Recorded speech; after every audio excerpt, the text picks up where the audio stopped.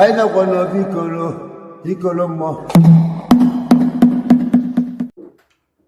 to another Women and Series. It is the Togo Sigwe. Ezekolomuo. Today I want to discuss Igbo gods and their functions. Igbo gods and their functions. Actually, I think the proper title should be Igbo PowerPoint. Igbo PowerPoint. Core Igbo major Igbo PowerPoints and their functions. Now, there are many gods in Igbo land. This is because Igbo religion is polytheistic in nature. The gods Igbos worship varies from one community to another. However, there are recurrent forces, PowerPoints, gods that is generally obtainable in almost Igbo communities.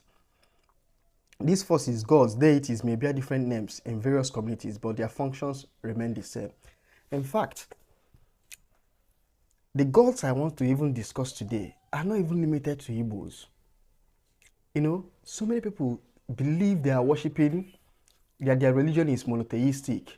But if you calmly watch this video and open-heartedly follow what the explanations therein, you will realize that even the so-called organized religion that are worshipping one god have these adjuncts, these gods, in their cultures, in their various religions, in their various religions. So, but I am going to discuss these gods because people say that we are worshipping wood, we are worshipping this, we are worshipping this. So I'm going to discuss the core gods Igbos worship, that even if you move from one community to the other, you will see these gods being worshipped, perhaps giving one name or the other. In every clan, in every family in Igbo land, these gods are being worshipped. So we are going to discuss them today, and let's know if these gods are man-made. In fact, they are not man-made. The gods I'm going to discuss today, none of them are man-made. However, from there, from their worship, you can derive power to create other gods that are being worshipped. The first god is what? Ane. Ane. In some community, they call it Ajani. Some also call it Ezumezu. This is Ane is the Mother Earth. Almost every community have Ezane or Isiane. That's the priest of Ane. Every community in Igbo land have what? Worship Ane. And they have a priest of an Isiane or Ezane. The Igbos believe that the earth is sacred and should not be desecrated. Desecrating the Mother Earth affects the cosmic balance. Affects what? The cosmic balance of the community or the earth. So when such happens, one who has committed this abominable act is expected to go and do what? Do what we call Epwalo. Most of the taboos, the do's and don'ts in the community, in every Igbo communities, are created, woven around this ane. Iwu ane, nso ane, iwu jikọtala ndị bi na anafo. That's why they always have aja ani obodo. So onye maalo, if you desecrate the rule that is guiding that community, the Mother Earth of that community, what will happen? You are expected to go and do what? Go for cleansing. That's restoration of the cosmic balance that was torpedoed. Many Igbo communities have Iwani or Onsani. Generally, here are some Onsani that is obtainable in many Igbo communities. One, sleeping with a blood relation, sex with an animal, a female fowl crowing. We do not believe that a female fowl, ya megono, ya deity, that's crowing. A woman climbing a tree, shedding the blood of your fellow kinsman. Shedding the blood of your fellow kinsman. So doing this is like desecrating the earth, the Mother Earth of that community. So once you do this, there are penalties. for any of this insanity. These penalties are heavy, some are as harsh as being banished forever from the community. Till date, despite the gains of Christianity, many Igbo communities still reverence Ani and still observe some of Nsani as laid down by their ancestors.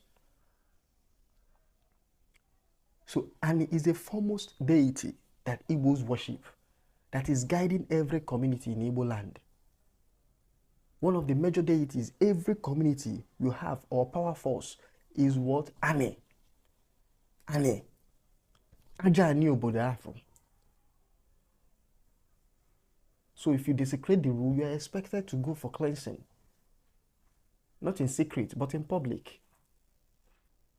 So this is the first one. And like I said, we'll soon find out if these things are man-made. Is it man that created the earth? Ogugu. The second one is Ogugu. Ogugu is the feminine force, the god in charge of reproduction. Women are in charge of reproduction. Ogugu is a feminine force, a feminine god in charge of what? Reproduction. Many Igbo clans or family appropriate this cosmic force to ensure that there is reproduction in their family and also to ensure safety of these children. Odomumu or Akwali Omumu is an adjunct of this feminine force in charge of the what? Reproduction. Some families use Odala tree. The Odala tree, some families use the Odala tree to polarize this force. While some use streams, that's water, to polarize Ogugu. Also, some families use earth, at times by digging a shallow pit, to polarize this force. And I actually do Ogugu. So some use a shallow pit to polarize this potent force. You know, people create altars. These are altars. Maki creates here altars because of how we create altars and how other people create altars are not the same. You now say that those people are worshiping one demon or the other.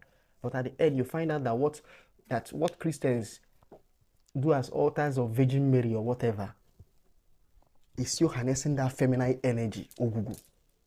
Namely, Ogugu or no Ogugu is the patron goddess of all Umuada and Umudiana who are obedient, who acknowledge. Number 3, Udo. Udo is the masculine god of war and vengeance. If once instituted and propitiated, it becomes a force based on the terms and conditions agreed upon while it was being what? Instituted.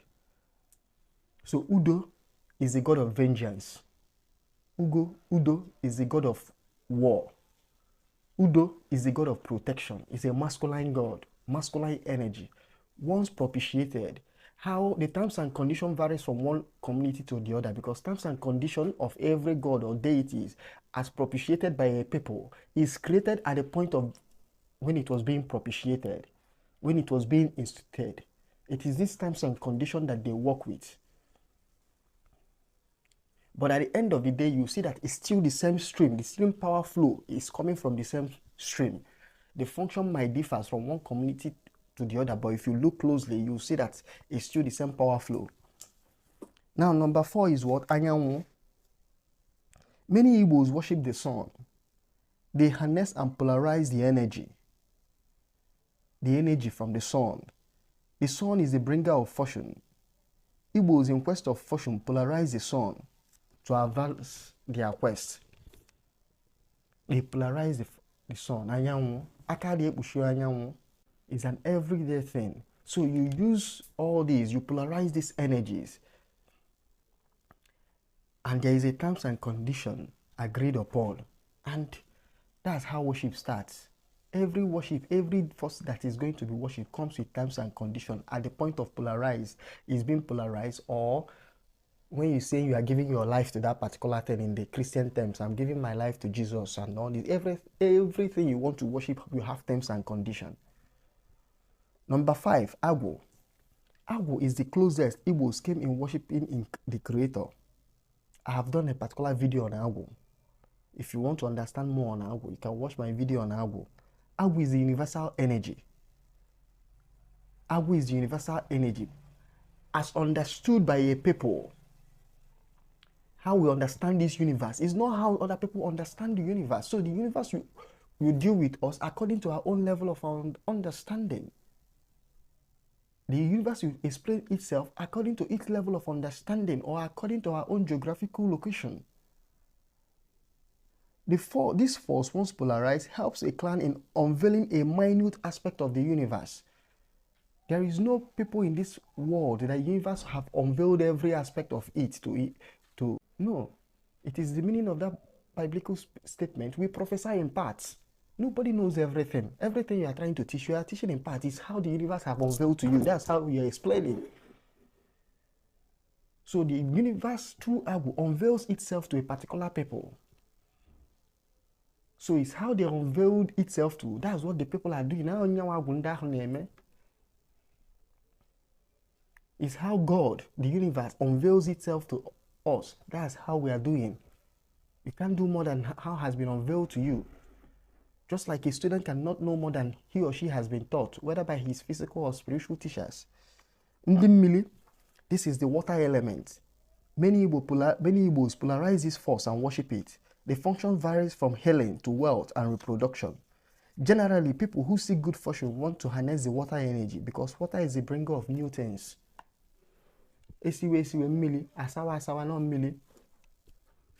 Some people believe that this is a world of water. So they harness the energy inherent in water. They harness the power inherent in water. So water is a powerful force. It's how you understand it. If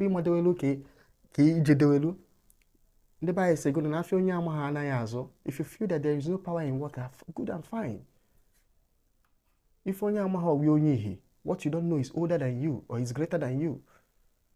Some people, some of our ancestors, you are wise enough to know that all these powers, all these aspects of the universe, there are powers inherent in them. And if you are able to understand this and follow the terms and conditions in polarizing, then these powers inherent that they use to manifest, the power that rain uses to fall, to water the earth, to fertilize the earth, can also be used to fertilize the family, to fertilize a particular community, following once you've adhered to their own terms and conditions.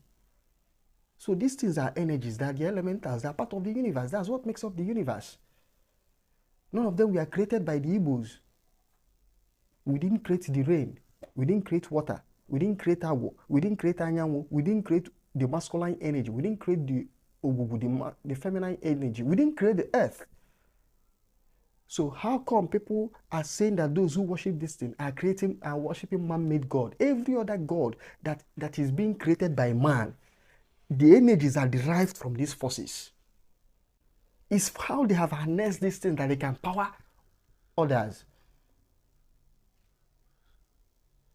Just like those who have understood science, that's how they are able to bring technological advancement. If you have not understood science, how can you bring better technological advancement?